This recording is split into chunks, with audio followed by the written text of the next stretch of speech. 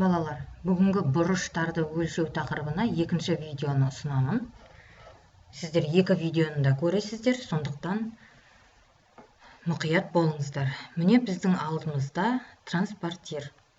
Егер сіздер транспортирға қарайтын болсаңыздар, оның бірнеше сызықтары бар міне үстіңгі жағында, және сандар екі қатар жазылған. Қараңыздар, мына жерде 0-ден басталып 180-ге дейін, ал мына жағында тағы да 180-нен кеміретімен басталған. Солай ғой?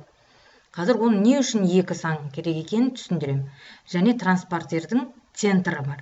Центр деген ол міне мына жер. Ең ортасы деуге болады, иә? Күн сәулесінің шашырап тұрған жеріне ұқсайтын жері ол центрі. Біз бұрыштарды өлшеу үшін біз осы транспортирдің центрін біздің бұрышымызға қояйық. Айтайық, қазір біз мына фигураның бұрышын өлшейміз. Транспортирді аламын, және оның центрін, міне центрі деген ортасында, дәл ортасында сызық.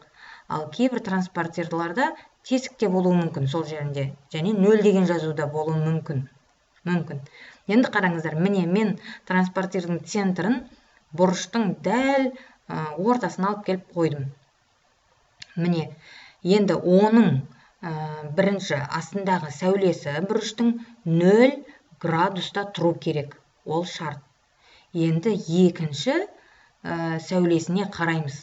Ол қандай санды көрсетті? Міне қараңыздар, 90, екеуінде де 90.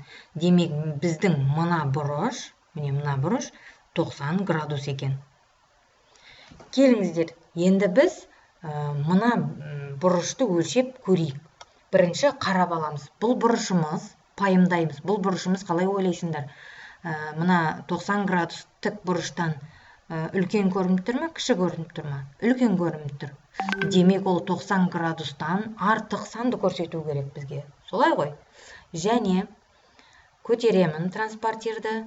Мен астындағы сәулені 0 градусқа келгенге дейін сәйкестендіріп қоямын. Міне қараңыздар балалар, астындағы сәуле 0 градусқа келді. Көрдік пе? Мен кішкене көтеремін. 0 градуста тұр менікі. Енді сол біз астындағы қатарды алмаймыз. Біз үстіндегі сандарға қараймыз. Егер сіздер астындағы сандарға қарап, міне мынау екінші сәулені қарап, егер мынау 60 градус деп жазып қойсаңыздар, ол дұрыс болмайды. Өйткені бұл бұрышымыз біздің тік бұрыштан үлкен. Тік бұрышымыз 90 болып еді, ал қалай бұл 60 болады? Сондықтан біз үстіңгі қатардағы жолдармен қарап шығамыз да 120, иә? Бірақ ол кесінді дәл 120-да тұрған жоқ. Кішкене 120-дан кемірек. Сондықтан біз міне ортада 110, 115 десек, 116, 117, 118 градус деп алуға болады. 118 градус 90 градустан артық, сондықтан бұл бұрышымыз доғал бұрыш болады. Енді мына жерге қараңыздар. Сіздердің дәптерлеріңізде оқулықта мынандай бір тапсырма берілген. Қазір соны сіздермен істеп көрейік, толық түсіну үшін.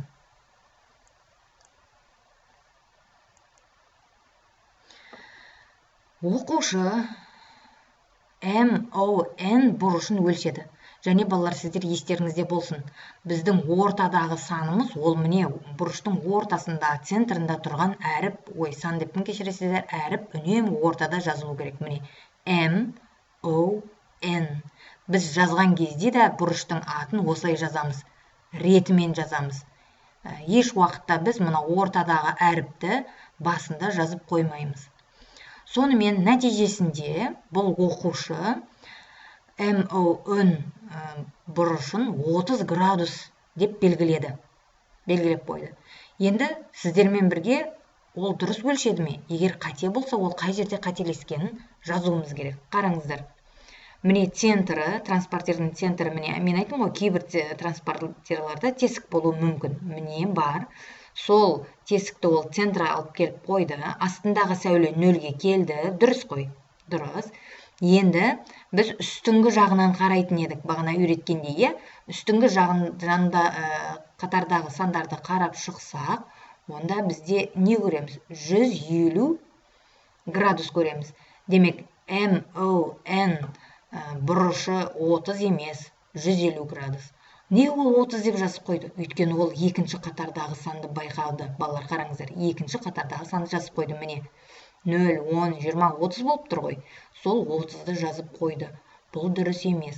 Бұл бұрыш доғал бұрыш. Сондықтан да ол 30 градус болуы мүлде мүмкін емес. Дұрыс жауабы 150 градус. Міне бүгінгі сабақтағы бұрыштарды өлшеуде осындай қателер жібермеңіздер. Сау болыңыздар.